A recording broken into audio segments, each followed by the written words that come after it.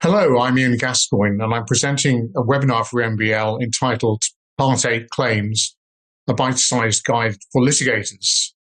The fact it's bite-sized means I will be going through this in outline rather than in great detail, but I hope there's sufficient indication of the key areas to fulfill your desire to know more about Part 8. So I'm presuming people have either signed up to this webinar because they use Part 8 and want to see what the latest is, and there will be one or two recent cases, or they've never used Part 8 or rarely used it and want to know more about what the process involves. So the content of this webinar will be covering these points. What happens after the claim form has been served by the claimant, and what happens particularly if the defendant doesn't respond to that? In a normal case, the claimant could get a default judgment. With Part 8, that's not possible.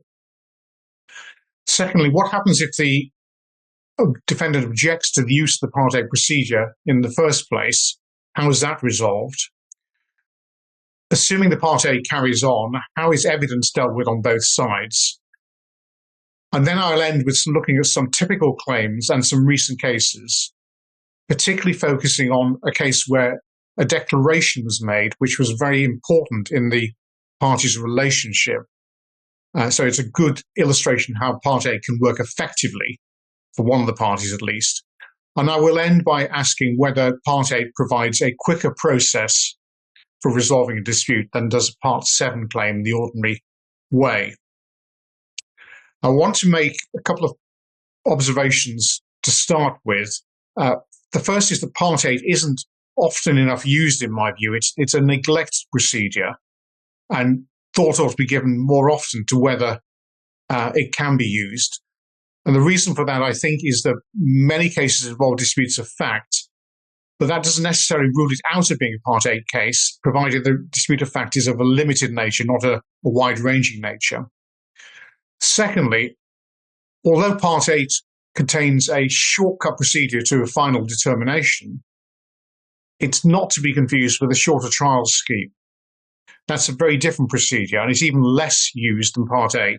So the two distinguishing features of